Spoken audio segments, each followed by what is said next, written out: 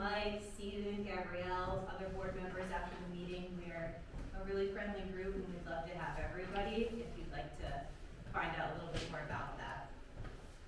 And on 2025, we're also doing memberships for next year. Kind of with those programs, members are going to be getting a little bit more of a sneak peek, a discount. We'll be doing certain things just for them, but also just asking for support from the community. We're doing different projects for the archiving and preservation, and everyone knows that costs some money, so it always helps to fundraise. But we also would just like to keep people who want to be more involved in just the monthly meetings. We'd love to like have people be able to do that. So there'll be more opportunities as well. So there are membership forms by our sign-in. Also, please make sure you sign in today. That'd be great. You guys can check that out. We send out a lot of good information throughout the month too. If you don't follow us on social media, we also try to share it to you on email because I know not everyone's on Facebook. I've heard that. So we're sending updates through as well, so you don't miss all of our information that we're sharing. So on that note, Mike. Kick it off. Yeah. Hey everybody, Mike Grieve. I was told to keep it very brief, so I'll get right to it. For those of you that join our meetings on a monthly basis, each month we have a different topic that we have an expert come in and just kind of give some context on history related to Brightwaters or surrounding areas. This month's topic is the history of Southward Ho Country Club, something that is very special to me. I have 3 generations of my family here as members, and lots of really great things that the club has done for its membership and the surrounding community, and also lots of really interesting history that probably not a lot of people know about. No better person to speak about this topic than Soho historian Tom Draycott, Brightwaters resident, longtime contributor to the community and to the club, and he's going to share some really great context with us today. So without further ado, take it away.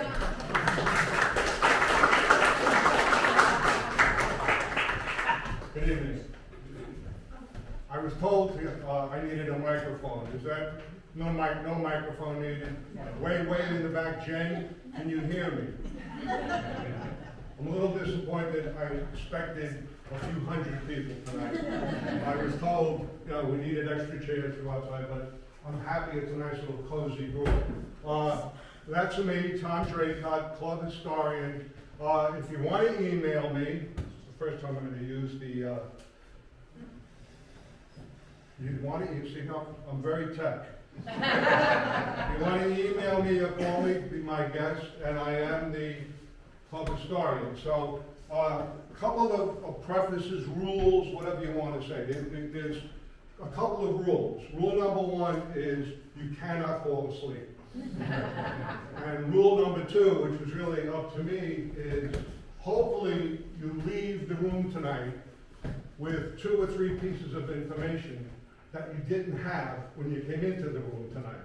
So if we can accomplish those 2 things, no sleeping and a little bit of information, it's a success, okay? And another thing, questions. A lot of presenters say hold all questions until the very end. No. You have questions, raise your hand. If it relates to what we're talking about. If you have a question like, is it going to rain tomorrow, which we desperately need, don't ask me that. Okay? So one of the questions somebody asked me when I came in is, how do you become the club historian? Well, to be honest, it's a very, very arduous, complicated process with a lot of vetting and due diligence. Basically what it is you show up at the annual meeting and you raise your hand, and you are then the club historian. Years passed, a long time ago, before Mr. Grady was the president of the club. The club historian was the senior member of the club who had the history in his or her mind, and at the time it was a his. Unlike Brightwaters and the Ackersons, who kept amazing records. The Ackersons threw nothing away. They had saved every photograph, survey, etching, sketch, you name it, they kept it. Southward Ho did not keep a lot of their records, and it wasn't by design. It was a seasonal operation. It was closed much of the time from November through April. A lot of vandalism, a couple of significant fires, one in the 30s and one in the late 40s, that pretty much destroyed not only the building itself, but a lot of the records that we had. So the old senior members who were historians, and it was in their mind, they would get things wrong because it was a story, kind of like the Bible, you know, it's just like passed on and on and on over generations, and someone would say, well, you know, where did the name Southward Ho come from? And somebody would say, well, you know, it was the movie, that was John Wayne, the movie Southward Ho. Remember, we named it after that. I'm not sure. And they say, well, you know, wasn't there a golf course across Montauk Highway where Sunscape in the Admiralty? Oh, yeah, we had that too. We operated that one for years. Not true. But they heard this, that it was passed on generation to generation. But now, thanks to the World Wide Web and archiving and digital things, like we can actually research information. So, I promise we'll be done by midnight. I assure you. But if you want to leave, leave. In about 2015, 2016, the club started realizing that, wait a minute, 1923, 2023 is 100 years. We have a centennial celebration coming up. We better get together and put a book out. So we started a true historical committee that I was fortunate enough to be a co-chair of. A gentleman by the name of Norman Easley was the other co-chair. Norm is not with us anymore. And Norm was a great guy and a great researcher. So Norman and I put together a committee, and I'm not going to embarrass like Brian McCurdy, who's here, who was a member of the committee. I won't embarrass him. But Brian was on the committee, and some other people who are not here. And we did a lot of research through the World Wide Web, and we fed all that information to a really, really good writer by the name of Bradley Klein, who's a golf writer, and we put together the book, and it took that long to do. So here we are. You can see how my book doesn't work. Southward Ho, this is what we're going to talk about. So then they go, remember I said the movie Southward Ho. So where did the name come from? Does anyone know? Does anyone want to guess? Does anyone care? There's two versions. One is the truthful version, and one is a little bit more of a romantic, kind of creative version. I'll give you the romantic, creative version first. There's a golf course in northeast Scotland called Carnoustie. And it's a well-known, very difficult golf course. In fact, in Scott, they call it Carnasty. So Carnoustie, come on in. Did you walk?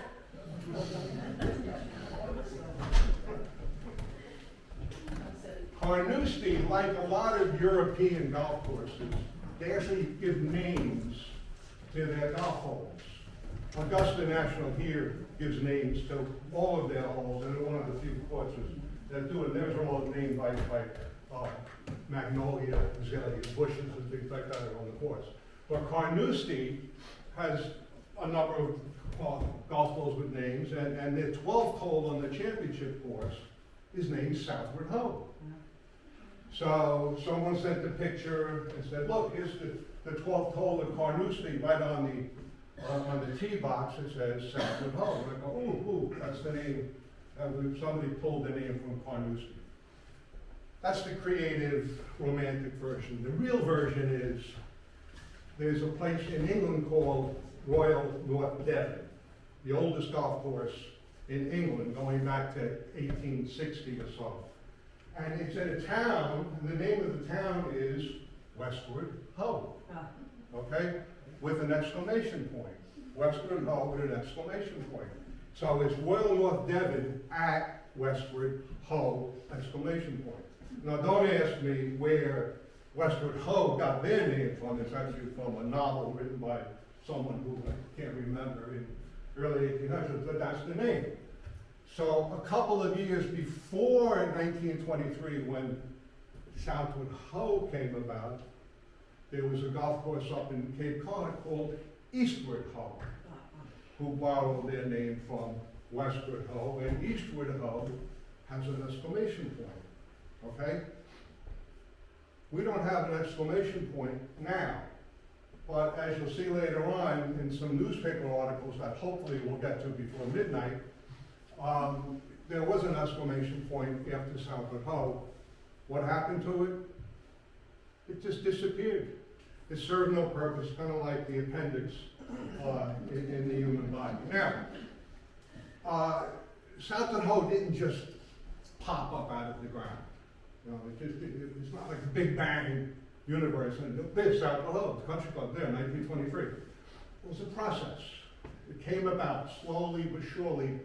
So we have to kind of go backwards a little bit in time, okay? And one of the things we're going to do is we're going to look at the handout that you were sitting on, which is a map, okay? And it's, unfortunately, this map didn't make it into the slideshow because it came about 5:30 this afternoon. And I figured you need to know a little bit about the land and where it came from and what happened, all right? So if you look at the map, you hold it up that way, and I say it's circa C 1888, circa. That's what the C means. It's around. Nobody really knows when this map was done. Could have been 1886, could have been 1889, but circa 1888. You look at the property and the names of the property. You see H.B. Hyde, Henry Baldwin Hyde. You see next to that R.O. Colt. Colt, and on the other side you have Wilmerding, you have Mr. Phelps up here in the top right corner, right? Now you all know about Phelps, that's a whole other topic, but I'm sure the Brightwaters Historical Society and everything here knows all about Phelps, but that's the land, and this land went all the way to the bay and all the way north. And it's funny how things were purchased back then. A guy named Walter Scudder owned everything. And before Walter Scudder was Mulberry. We learned that a couple of weeks ago when the town of Islip Historic was here. So anyway, the land gets subdivided, but the land went all the way from the bay north, over the tracks, over Union Boulevard, past Gardner Manor School, up to Target, and even beyond Target. Right, Brian? Brian knows. Brian will verify. Brian's my fact checker. Okay? You know, in case there's fake news going around, Brian's the fact checker. So he said, yeah, it went all the way up, almost to what is now the Southern State Parkway. So this is kind of helpful. And just keep this in mind, how things change. We can flip. Now, fast forward 15 years to 1903, 1904, 1905. This might be the opportunity for my little device here. Okay? So now you have the Hyde property, James Hyde, which is Henry Baldwin Hyde's son. All of a sudden, where's the Colt property? It's now Thomas Adams. And who's this other guy? Hyde. R. Hyde. Oh, golf course, golf links and clubhouse. That was the Southward Ho thing. We own that. No. A racetrack. All right, this is up behind what is now Stackton Coast Manor, maybe off of Gardner Lane. Okay, so in 15 years, Phelps is still there. We don't have Brightwaters yet. We have South Bay Avenue. We have Bayview Avenue. They called it Bayview, not Bay Way. And you had South Country Road. Here's the bay down here. Okay, James Hyde, Thomas Adams. Okay, James Hyde, Thomas Adams. Keep that in mind. You can flip. So ultimately, the property, which that last picture shows, Union Boulevard up there, you know the water tower. Okay, finally we get Brightwaters over here. This is now Montauk Highway, still open down here. Sort of the Admiralty down here. That was the Colt property. became Thomas Adams' property. And here's the Southward Ho main house, which we'll talk about. But notice the proximity. They were good neighbors. From here to here, as many of you know, because 90% of you have been on this property, it's not a great distance. Not a great distance at all. There were lots and lots of trees to separate. Okay, flip. So here in 1872-ish, 1873, Henry Baldwin Hyde decides he wants a summer house. He lived in New York City. He's the president of the Equitable Life Assurance Company. At the time, the largest insurance company in the world. All right?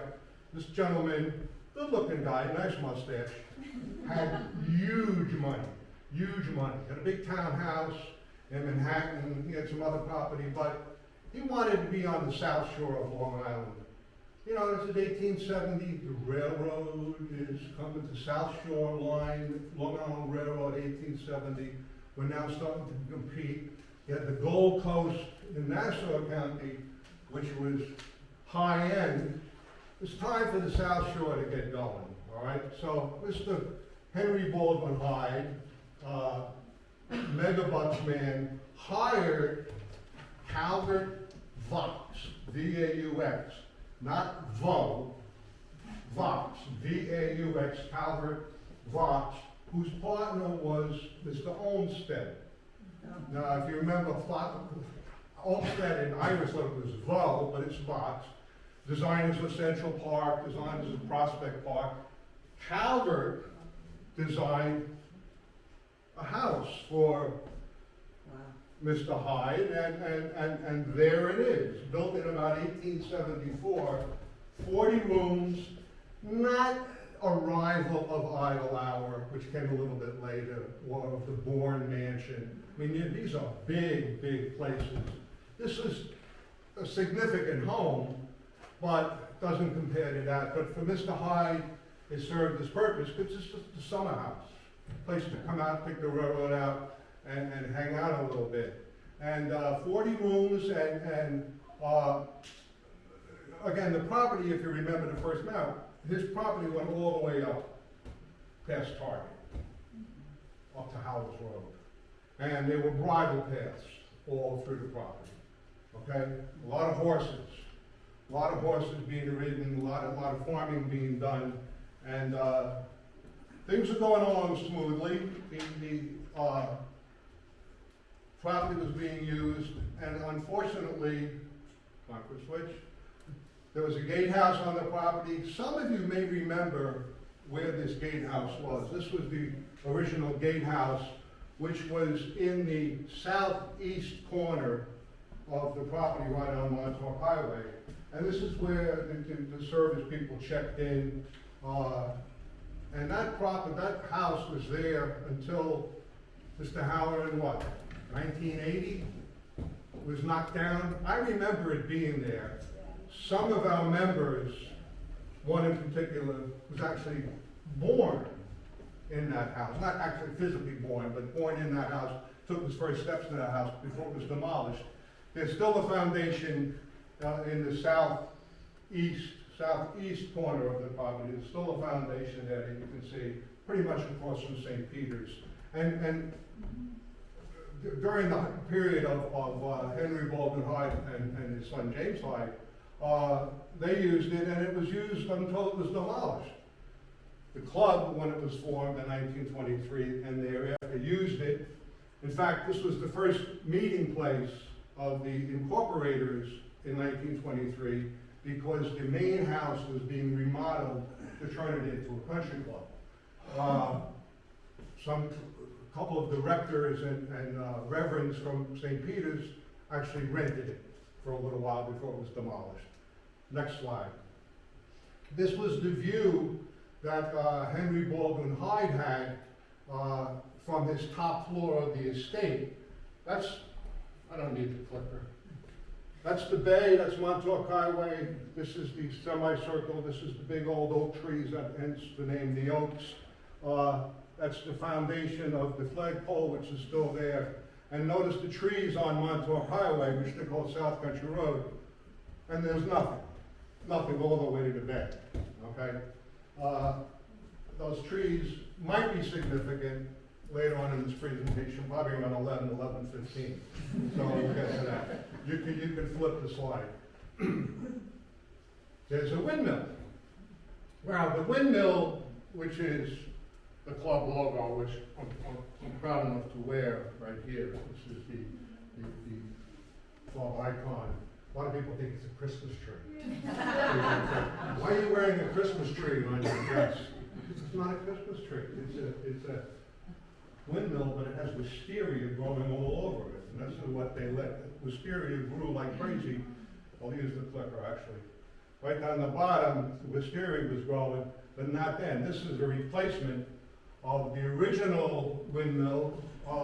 Wasn't original to the property. The windmill couldn't have been built before 1892 because we have the original guts up there, the top windmill part in the maintenance barn, and it was built by A.J. Cochran Windmill Company. It says 1892 on it. And then I looked up A.J. Cochran Windmill Company, and they're from New Jersey. And they built about 500 or 600 windmills up and down the East Coast. There's one very, very similar to this, somewhere up in St. James. I don't know if it's still there, but in any event, that's not the original windmill, but there was a windmill there, at least in 1892. What did it do? Was it a water-producing windmill or a grist, grain-producing, grinding windmill? No idea. No idea. I'm going to guess it was a grinding grist mill because there were a lot of cattle and a lot of horses and a lot of stuff, a lot of corn and grain to grind up to feed all the different animals. So we'll say this is the benefit of being, the beauty of being a historian. You can make things up. People, unless you can verify or fact check, like Brian, unless you can fact check me, I can give you fake news, okay? So my fake news tonight is that was a grist mill. The foundation is still there. If you walk around, this is on between the 10th and the 7th hole. If you walk around the base of that, there's all kinds of foundations, which leads me to believe there were little buildings there, little chicken coops and things like that that were being used. So that's the windmill. You can flip down. And also an original house, you can tell by the dog house, or whatever you call that, very similar to the original house. This is all new. This is probably 1874. This was the gatekeeper's, past the gatekeeper's house. This is probably the house of the head superintendent at the time of the farm. You know, back in the day, the chief farmer was a very high-level position. I know, I used to live in the Idle Hour in Oakdale. In the back, in Vanderbilt's farm area, the chicken tender had the biggest house. Okay, the chicken tender's house was this beautiful little Queen Anne brick structure that everybody wanted to live in because it was the chicken tender's house. This Vanderbilt had millions of pedigree chickens, and he was the chicken tender. Who was in there? I don't know. It could have been the head groomsman for all the horses. Could have been the cattle guy. We don't know. It's still there. It's been on the property from the beginning. The club now uses it for employees to reside in, and it's been used as an employee residence for ages and ages and ages. Okay. So then, who is this sinister, weird-looking guy? So, Mr. Henry Baldwin Hyde, I will take a little drink if you don't mind. Henry Baldwin Hyde, with all his money, operating the largest insurance company in the world. Excuse me, thank you. He died in 1899. And his son, James Hazen Hyde, takes over at age 23. He inherits this amazing fortune and the house, the company, and everything like that, 23 years old. And this is James right there. Now, you can just tell by looking at him that he's not the kind of a guy that you can trust. Right? He's a party guy, big time party guy. James Hazen Hyde took over in 1899. He expanded the house a little bit. He expanded the house. He added back here a bunch of rooms. He added a squash court back here. He added up by the railroad tracks his own private little railroad station, his own siding, okay? He had at least 25 carriages. This is the turn of the century. This is 1900. Were there cars? Cars were starting. There were a few here and there. Horses were the main source of transportation. Horses were huge. He had tons of thoroughbred horses, and he either had them to ride or to pull one of his 25 carriages. If you've ever been to Windsor Castle in England, there's the Queen's carriage house, okay? Well, he could have had a carriage house because he had at least 25 different carriages. Some of them looked like the stagecoaches that you would think of in the Old West. Some were very small, little two-person things, but he had 25 of them and a lot of horses, okay? So he would bring people out, all his buds from Brooklyn and Manhattan. He'd bring them out on the train. He had his own private, not only did he own private station, he had his own private car, okay? Very elaborate, luxury, velvet this and this little bar car and all that. I think all the bar cars. And they would come and he would pick them up in his carriages at the side and bring them back to the house for wild parties, big time parties, okay? He also he raised ducks on the ponds that were there. How they stay, I don't know. He must have tied them to the trees or something like that. And like Vanderbilt had chickens, and this was not for, because he loved wildlife, it was, as one newspaper article said, the chickens and the duck were for the table, okay? For the table. So people ate well at these parties, and the parties went on and on and on. And he had greenhouses with orchids, so every night at these the tables would be set with all the beautiful flowers, and blah, blah, blah, blah, blah. So he basically ended up bankrupting the company. So around 1904, he had one final party in Manhattan. That was in 1904. At the company's expense, spent $1 million. $1 million in 1904 on a party, all right, in Manhattan. That's one of the big hotels. The directors of the company said, that's it. Jimmy, you're gone. You're done. You're out of here. You got to do something. He flees to France. He loved for whatever reason, he loved the French. He flees to France. He puts the house up for sale. All the property gets sold. The house gets sold to a guy by the name of Louis Bossert, okay? This is in 1905. Louis Bossert from Brooklyn, big time lumberman. A couple of years later, builds the Bossert Hotel, famous hotel on Montague Street in Brooklyn, which was taken over by the Watchtower Society for many, many years. It's back, maybe not as a hotel. We think as some sort of condominium units on Montague.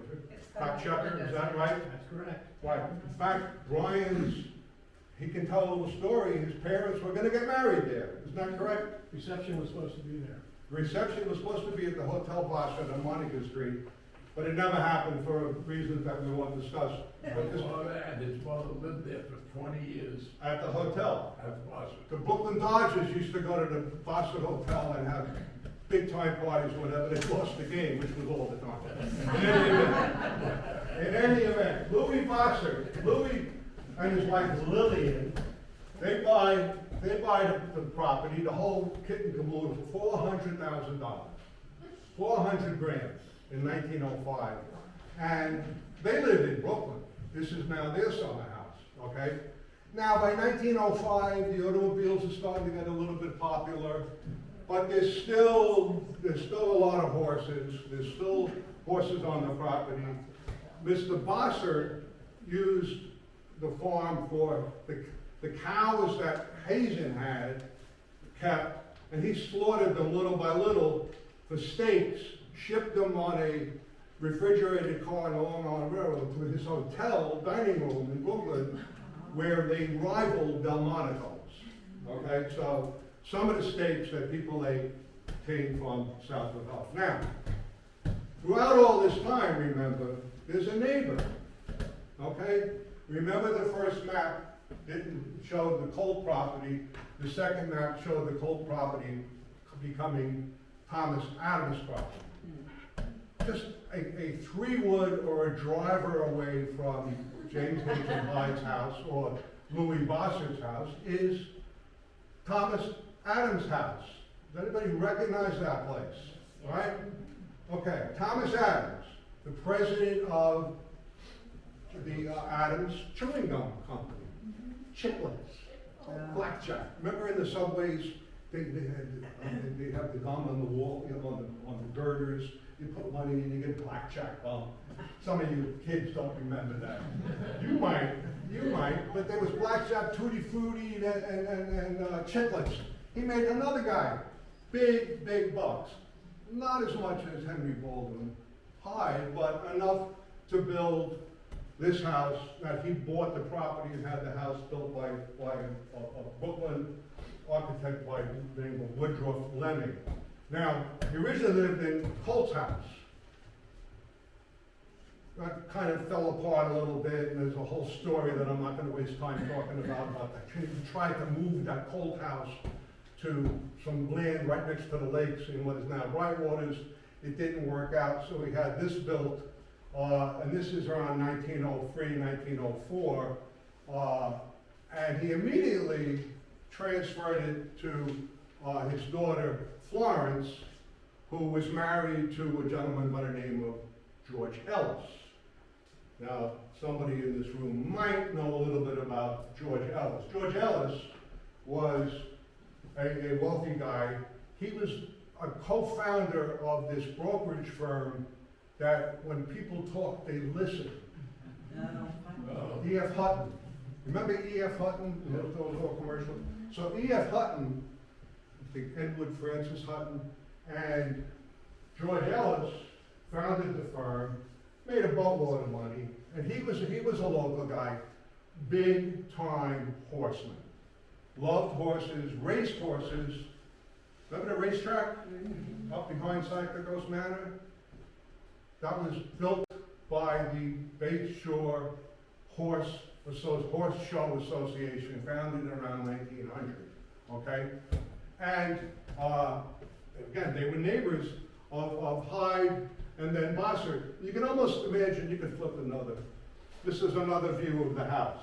Okay, you can almost imagine that Lillian Bossert, when she was there, and George Ellis and his wife Florence, when they were there, kind of walking back and forth to each other's house, you know, borrowing a cup of sugar, or perhaps like, do you have any gray poupon? Would have been more appropriate. But truthfully, I read an account where Florence Adams and Lillian Bossert would come across to one of these piazzas, and they had Shakespearean actors come out from the city, and they would put on little plays for themselves in one of the piazzas, which do exist now but are closed in. So they were neighbors, but they were big horse people, and horses were a big deal then. Look, so now, this is what it was like picking up the commuters at the Bay Shore Railroad Station. All right? Horses. Cars were coming around, but horses were more popular. And they used to go up to the racetrack behind Sacramento. This is a tangent, okay? The tangents are fun. They used to go to the racetrack up behind Sacramento Manor, off Gardner Lane, somewhere up there. But all of these people who had their carriages and their horses complained that it was too long a trip. Okay, it was too far to go down what is now Union Boulevard, find your way down into Gardner or Thompson or Manor Lane, whatever the case should be, to the track. And it was becoming so popular that it was overgrown. So in around 1905, they built a brand new, the Bayshore Horse Show Association, and George Ellis, with all his money, built the Oakwood Driving Park, which was it was like Aqueduct, okay? You had a grandstand, you had track, and everybody, they used to take now I don't know how much closer that was to the Bayshore Railroad Station. It ended up being where Home Depot is now. Harbor Freight, Best Buy, that area, that was the Oakwood Driving Park, where the horses would race, they would show, and that went on, the Oakwood Driving Park went on until around 1915, 1916, World War I came in, the horses started dying out because cars are getting more popular, golf is getting bigger and bigger, country clubs are starting to open all over the place after World War I. America's feeling kind of good about the Yanks are coming, the Yanks are coming. Well, the Yanks came home. They brought back with them some of the golf traditions, and places like the Creek and Inwood Country Club and Rockaway Hunt Club and Meadowbrook Hunt Club. They're all being built. And there's nothing around on the South Shore down here in West Islip Bay Shore. There's Bellport, but that's like out in East Podunk. Nobody wants to go with Bellport. It was only a little 9-hole course. Well, there was a golf course right across the street, right across South Country Road. We saw it on the map, didn't we? Some of the old historians will say, yeah, we had that place back in, we never had it. It's the South Shore Field Club. It was a 9-hole golf course. It expanded to 18 holes in the late teens, but still it only barely was 5,000 yards, okay? The Creek is almost 7,000. And we want bigger and better. And they only had a little bitty clubhouse, too. Not much of a clubhouse, which is still there on the Sunscape property, which came from the Hydes to the Isbrands, and which Rising lives in there now? Fact checker? Brent Rising lives in, there's not much. This gentleman's uncle played golf there. See? He was a member. Okay, but it wasn't much. It was not much bigger than this cabin. So, a bunch of people say, you know what? We need a big-time country club around here. The closest thing we have is Rockaway Hunt and Inwood. Timber Point is getting underway, but Timber Point is a fortune. Timber Point wanted $5,000, this is 1922, 1923. They wanted $5,000 plus $1,200 a year to join, okay? George Ellis was the president of the South Shore Field Club. But this guy, John Montgomery Ward, no relation to Montgomery Ward in Chicago, the retailer, no relation. John Montgomery Ward, baseball player, played for the New York Giants in the late 1890s, turn of the century. He's in the Baseball Hall of Fame in Cooperstown. Gave up baseball, became a lawyer, started the National Baseball League Players Association, a union guy for all the baseball players. Developed a successful practice, made a lot of money, and he was one of the people who said, you know what, we need a country club around here.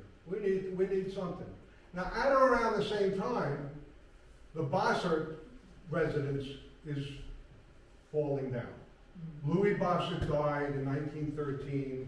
Lillian, even though she was walking back and forth to the Adams house saying, yeah, the great group home, that kind of got a little bit stale. She couldn't keep the place up. The kids didn't want anything to do with it. Sounds familiar, doesn't it? Times, they don't change. So Lillian Bossert starts selling property like crazy because she needs the money. She's selling land off. She sells all the land way up going up to the Southern State Parkway. She sells all the land south of Montauk Highway to these people named Thorne, Langdon Thorne, the Admiralty. Oh, it was bought from Lillian Vassar. She's selling it, this other guy, Hyde, Richard Hyde, no relation to the Hydes, the Southward Ho Hydes. He sells property. South Shore Field Club closes up. But John Montgomery Ward and a buddy named Richard Baccia, cigar manufacturer. Cigars were big in the early 20s. Another person with a lot more money. They decide, hey, you know what? The Bossard House is for sale. Let's buy it and start a country club.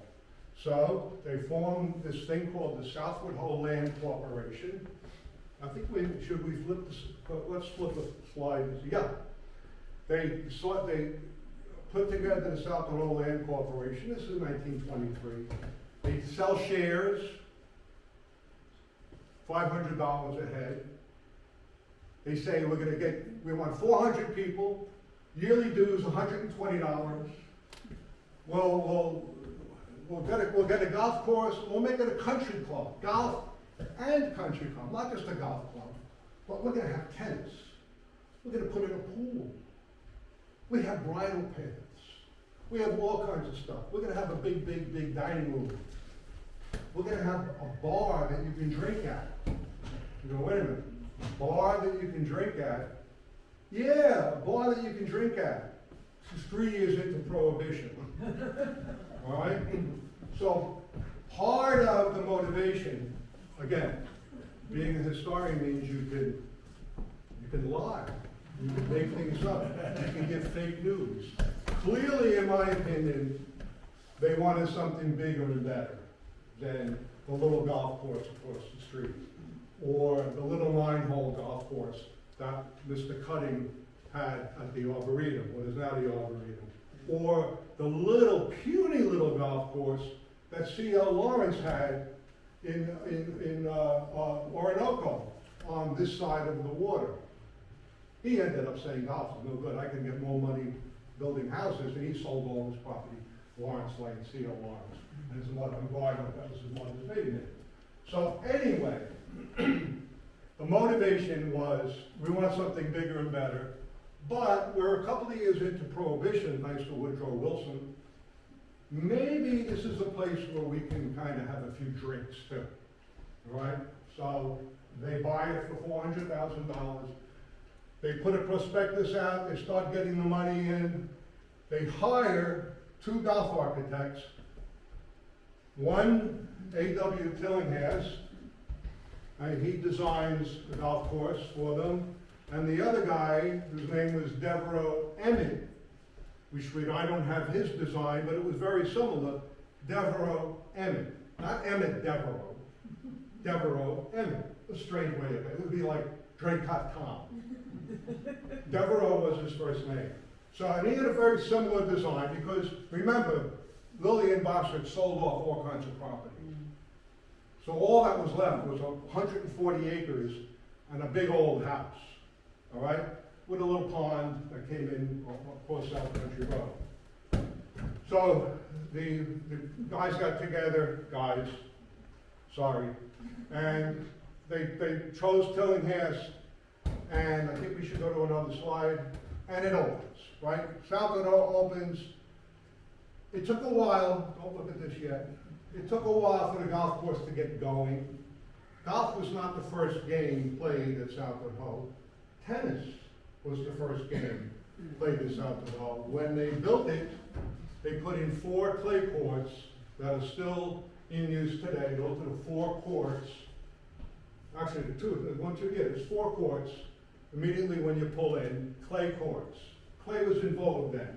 And there was actually a match in 1924, Hempstead Country Club, that was in existence since probably the early teens, had a good tennis team. They came out for the inaugural tennis match, and the Southward Ho team, being gracious hosts, proceeded to lose straight sets.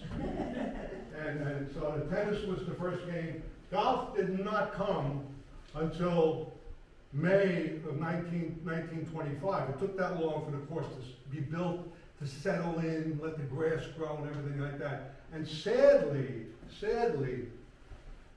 John Montgomery Ward, who was one of the big founders and a great amateur golfer in his own right, won a couple of local amateur events.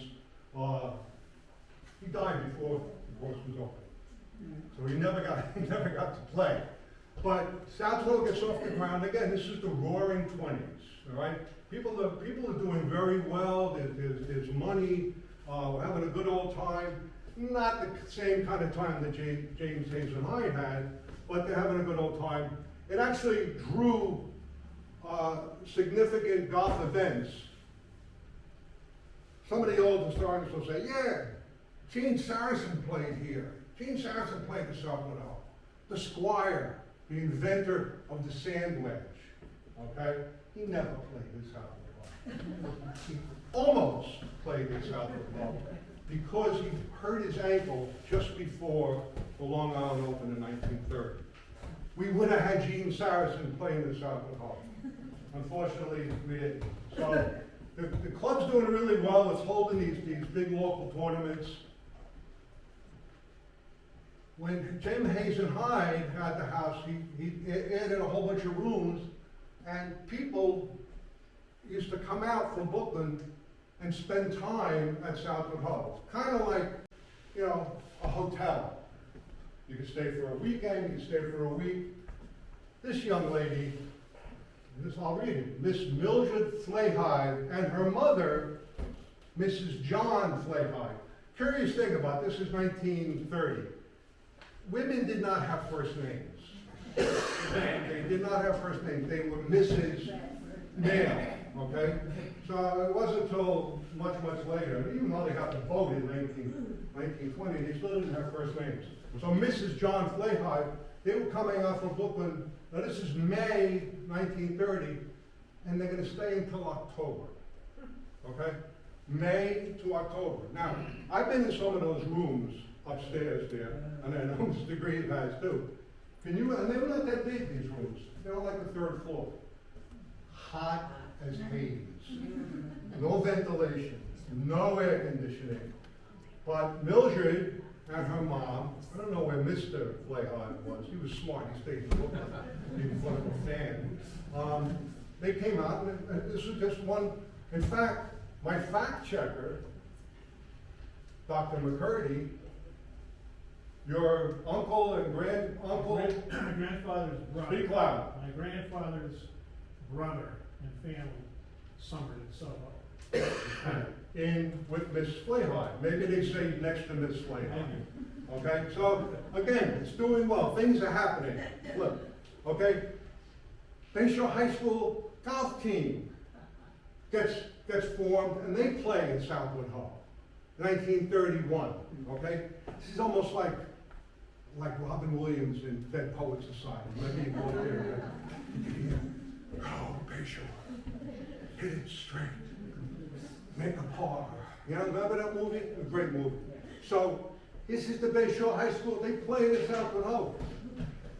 I think this is why is it that the people, high school kids back then, looked like they were in their 40s? Something about the picture. Anyway, they played in Southward Ho. They had their first match against LaSalle Military Academy and proceeded to get their rear ends whooped. Okay? But they were just getting going. And they ended up playing for a few years at Southward Ho. And Bayshore High School golf team had an on and off relationship with Southward Ho after 1923, all the way through the current time. They're there, they play there now. Flip. Things are going really well. We have the advertisement for opening night. They didn't open until May 1934. This is what it says, meet your friends at our famous bar in the lounge. Our famous bar, this is 1934. Now, you know Prohibition only ended in late 1933. So that tells me that that bar was going very well all those years. That's why I said it's probably one of the reasons why they built it. So, and if you can read it, I don't know, can you make that any bigger? The menu's hysterical. Adrian's Ramblers was the band that were playing at the opening event, and dinner and dancing was $2.50 a person in 1934. But if you just wanted to dance, it was $1. Okay? And the opening dinner menu is martini cocktail. So, you know, they were doing good, and everyone was having a good old time. Years later, I'll just do another quick tangent. Adrian's Ramblers was a famous band at the time, and they said they're going to play all the new fandangos. Fandangos were the new hits at the time. And years later, when again, this is probably around midnight, I'll get to that, when the club was kind of in the lean years, when they had a party, they had a band, the band wanted to bring, this was in the late 40s, the band had a young singer that they wanted to bring from New Jersey, right? And this young singer from New Jersey, I think he wanted $2. And the club said, no, we're not paying $2 for you, but we'll pay for the band. We're not paying $2 for you. And of course, you know, the young singer was Blue Eyes, Frank Sinatra, as a kid. So not only did Gene Saracen almost play in Southward Ho, but Frank Sinatra almost sang. So things are going along real good. Things are going along real good. Well, what's happening in 1934? What started? Remember 1929, what happened, right? But it didn't have an immediate impact. It took a while. It took a few years. So by 1934, Herbert Hoover, things are not going well. Franklin Roosevelt's coming in. Everyone's in trouble. Next slide. Southward Ho, with the exclamation point, goes under. All right? They couldn't pay their bills. They couldn't pay Frank Sinatra. They went into bankruptcy. They had a loan. They had a mortgage with Emigrant Savings Bank for something like $85,000. Okay? And they couldn't pay it. So they defaulted on the loan. Emigrant Savings Bank comes in. Is it a foreclosure? Is it a bankruptcy? We're not really sure, but basically it ends up Emigrant Savings Bank is the boss. They lease the property to a newly formed South Bay, and that's a misprint, not mine, the newspaper. It says CC Country Club. It was South Bay Golf Club, because there was no tennis, it was just, let's play some golf, let's generate a little income so we can pay the note to Emigrant Savings Bank. Flip. And here is a picture of the South Bay Golf Club, not Country Club, Golf Club. And it kind of looks the same as it did. It's in a little bit of disrepair. It's lean. It's 8 o'clock. Does anybody want me to stop, or should we go through? If you want to leave, leave. I have no, Katie. I'm sure you have to go. That's okay. But I'll hustle it up if you want. So South Bay Golf Club, lean budget, very, very thin. The golf course is in terrible shape. The tennis courts you can't even play on because there's grass growing through the clay. It's bad. Flip. Suddenly, this gentleman comes along, a guy by the name of Horace Havmeyer. Horace Havmeyer, Domino Sugar, his uncle is the founder of the United States Golf Association. Big money guy, was instrumental in the development of Timber Point. Instrumental in a lot of things, had a boatload of money. He decides right after World War II, I think he served in the war. He comes back from the war, John, you might know. He comes back from the war and he goes, at around the same time, Emigrant is like fed up with renting, they want to take the whole thing over and sell the whole club out. Horace Havmeyer goes, no. I like Southward Ho. I'll pay off Emigrant Savings Bank. So he goes in his pocket, takes out $86,000, counts them out in $1 bills, pays off Emigrant Savings Bank, gets Emigrant Savings Bank out of the picture, and he basically tells Southward Ho, You can pay me back over the course of 10 years, no interest. Interest-free loan, okay? So the club, Flip, still on a lean budget, didn't even have the money to trim the window. That's the Christmas tree, okay? Still a lean budget, not a lot going on, we're barely making ends meet. But what happens? World War II comes, World War II ends, Eisenhower comes in after Truman, the A-bomb blows up half the world, suburbia starts, people are coming out to Bayshore, trains are running more and more frequently, Bayshore starts to develop, there's more and more people, there's more and more membership, there's more and more initiation dues, money starts coming in, At the same time, Georgie Ellis, who, the neighbor, the great Poupon, cup of sugar, he goes, they can't keep that place up anymore. It costs a fortune to heat. It's like, what do we do with it? They put it up for sale. And Southward Ho says, you know what? We got all this money coming in now. We've got money coming in now thanks to suburbia, thanks to Hadmeyer. Why don't we buy the Ellis property? Flip. So they buy it. But they don't know what to do with it. All right? Because they bought it for $75,000, which pretty much was all they had in the capital account. They go, well, now we have this beautiful former house of Thomas Adams. What do we do with it? Why don't we rent it out? So they put a committee together. This is 1955. They put a committee together to rent it out, and there was a whole brochure. They go, this would make a nice nursing home. Seriously, there's the brochure. Or what also happened, and nobody wanted it as a nursing home, but at the same time, the whole area where the Isbinston property was on the other side, where Aberdeen is in Hampshire, South Country is developing, South Country School, there's kids all over the place, but no school. So Bayshore School rents it for 2 years as a school, all right? Finally, South Country School is built around 1957, 58, and then more money's coming in, so they go, you know what? Let's build a pool, because we had that old concrete pool that was a hunk of junk that was all grown over when things went bad next to the house. We'll build a pool, we'll make this part of the pool house. So 1959, the Vice President of Special Activities, Ed Ryan, who lived on South Windsor, and a lot of you know Mr. Ryan, his son Eddie lives in Florida now, who's a friend of mine.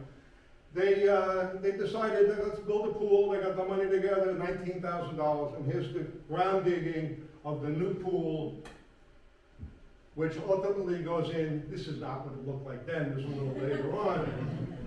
But the pool goes in, and now we have the pool house, which people still refer to as the Ellis House, but it's the pool house. We're speeding it up now because it's getting close to midnight. You can flip. Things are going well. Remember I said there were two fires. The fire in 1947 took the whole top of the house off. This is the offices now. The entryway is still there. If you've been there, you know when you go into that area, it's all where the big old staircase is and that tremendous, beautiful wood paneling. That's all original. The bar, what they call the back bar, which is where the martinis were being served during Prohibition, because it was in the back, right at the very edge of what was the house. And to the right, around 1960, they said, hey, you know what, let's build a ballroom so we can have weddings and parties and bring more money in and have a good old time. So they added the ballroom around 1960. This is the pro shop, the golf shop. 1956, this was a barn, a horse barn, pretty much maybe 300 or 400 yards north of South Country School, right, on the Isbrinson property, which was Richard Hyde's property. It was a field, it was a big old field. Southward Ho, they gave it. They said, yeah, we don't want this, we're gonna build houses so we can have the kids go to school. They said, you get this out of here, you can have it. So Southward Ho hires a truck and telephone poles, and they rolled it. They had a truck pull it on rollers. I have a video film of it that we'll show at the next meeting. Or maybe after midnight tonight. So it's put in it, and it's called the Ferguson House, named after Alex Ferguson, who was the pro at Southward Ho from 1941 to 1972. So that happens in the 50s. The 50s is the development time. The money's coming in, it's the development time. Flip. And that's basically where it ends up today, as it looked when this picture was taken in the early 90s. Now, what happens after that is boring. Nobody's interested in that. The effect, I'm supposed to talk about the effect it's had on the community. It's pretty obvious what the effect it's had. It's been a good neighbor for 100 years plus. Now, think of an institution that, you know, a business, a family that has lasted 100 years, or the Greaves, we know that. You know, like St. Patrick's, okay, they're 100 years. Entenmann's Bakery, maybe. Southside Hospital, I'm not even sure. That was originally a different, they're not even 100 years is pretty significant for something to last and continue in existence. Now, it almost went under, it didn't have the same name for a little while, but it's been a good neighbor. It's provided green space. It's provided water for lots of different wild fowl. There's eagle, gray egret, it's still there to this day. There were turtles, not for the table. It's a private club. I don't want to create any illusions. It's a private club. It's not a place of public accommodation, but it does serve the community for parties, weddings, funeral celebrations, whatever the case may be. And hopefully it'll last another 100 years, and everybody can go home now. So that's the end.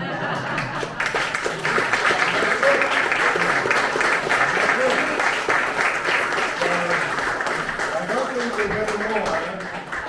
This is where Mildred Flayhide was, right up in there. This is where Brian McCurdy's uncle was. They probably visit each other in the middle of the night. But imagine, it was hot as hell. So anyway, I hope you enjoyed the show.